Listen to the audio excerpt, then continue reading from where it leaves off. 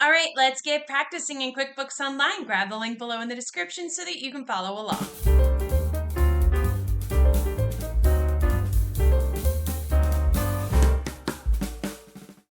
All right, here we are in the QBO Gym. The QBO Gym is a place where we have numerous exercises that simulate real-life scenarios that you may encounter as a bookkeeper. Every single month, we come out with new exercises for you to practice your skills and complete, and we break it down for you into 4 different sections. So today, we're going to be working in the December warm-ups section. At the top here is a little animated video to give you a synopsis of what's going on in Craig's world that month. He is our fictitious business owner. Further down is an interactive quiz that relates to the video up above. Underneath that are all of the exercises within the section. And at the bottom here is another area where after you have completed all of the exercises, we have some sample posts that you can use for LinkedIn to share with the world what it is that you have been learning. So let's get into the exercise today. We are going to practice entering batch expenses. Go ahead and click on that link to get to the exercise. I already have it up here on the right-hand side, excuse me. So let's dive right in. So the scenario today is that Craig left you a stack of receipts for things he purchased since the last time you were there. Craig recently upgraded to QBO Advanced, and you're excited to see how the new features can save you time. To complete this exercise, you need to grab a copy of Craig's receipts. Just click on the link beneath the video to grab a copy, as we'll use it for this exercise. So if you scroll back up into the gym at the top, here is that animated video. Below here is a little button that says Craig's Receipts. Go ahead and click on that. When you do, it'll download and then you can go ahead and open it up. As you can see, there are 3 different expenses here that we need to add to his account. So you need to be in the same session of the advanced sample company from the previous exercise. If you have not completed those exercises yet, go ahead and click on the link on the top right corner. That'll take you to the first exercise, complete that one and the one after that, and then you can come back to this one. So since Craig upgraded to QBO Advanced, we can now use batch transactions for expenses. So let's go ahead and practice that. To get started, we need to click on the plus new button and then click on batch transactions. So here I am in this advanced sample company. This is the last page that I left off of from the previous exercise. So I just need to click on the plus new button up here and then select under other, click on batch transactions. Now, while this loads, the batch transactions feature will allow you to enter several transactions at once using something similar to a spreadsheet, just like what it shows right here. First, we'll need to select what type of transaction we need to enter. So in the select transaction type field, we need to click on that and enter, click on expenses. So that is this field right here. Click on the down arrow and you will click on expenses. And now all of the transactions that we are entering will be expense transactions. So let's get started first with the one from Bob's Burger Joint. In the payee field, we need to select Bob's Burger Joint. So that is this on this first line here, click into it, and you will see it happens to be right there at the top. Go ahead and click on that. In the payment account field, we need to select checking. Now, as you can see here, it's showing as PayPal, and that's because the PayPal account is what we used in the last exercise. So QBO is just assuming that we want to use the exact same thing as what we did for the sales receipt. But we want checking, so go ahead and click into it, and you can hit the down arrow and then select checking. And again, this is the one for Bob's Burger Joint, this lunch for $75.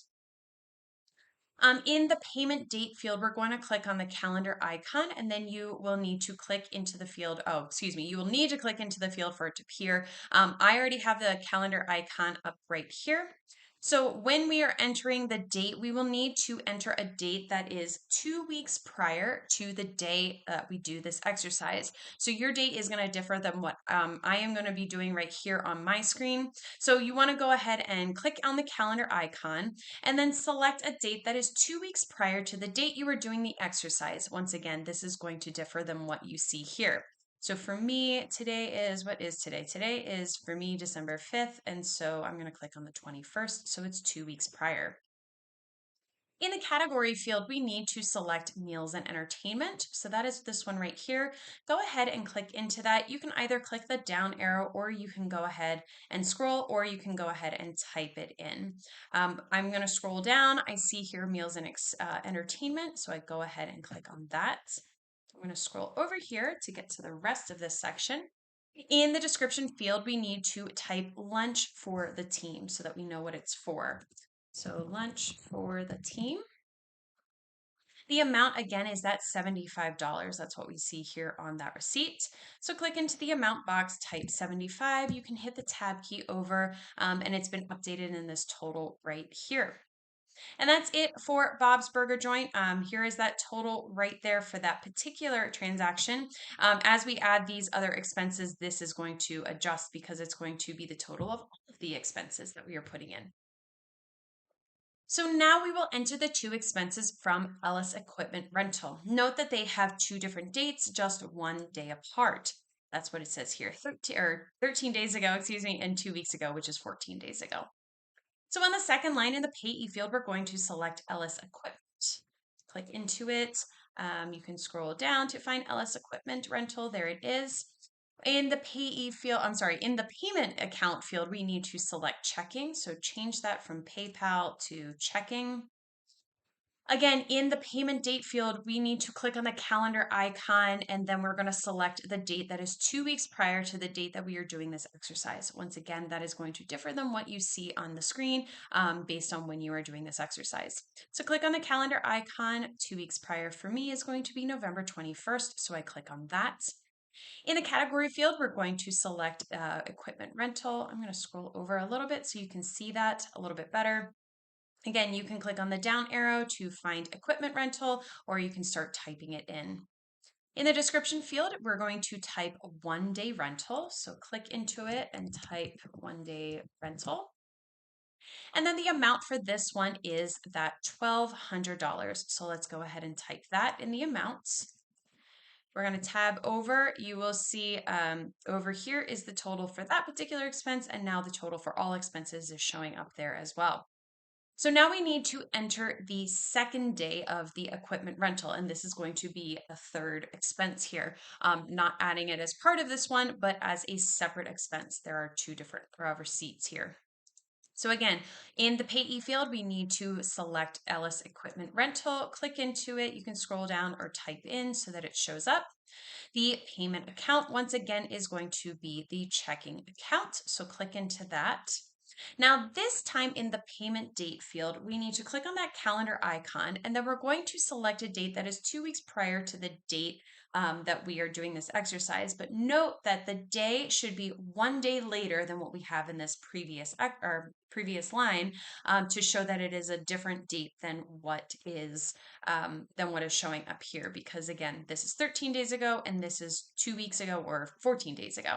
So let's click into this. You can click on the calendar icon, and I'm going to select the date that is after this particular one.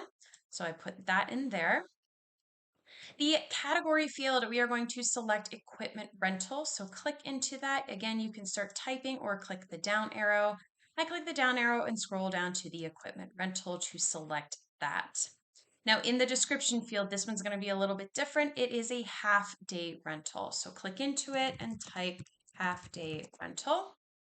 The amount for this particular one is going to be $800, as you can see from the receipt right here.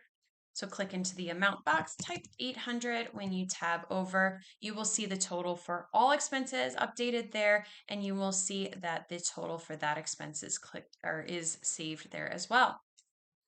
So we're all done adding in these expenses. All we need to do now is just click Save, which is down here on the bottom right corner.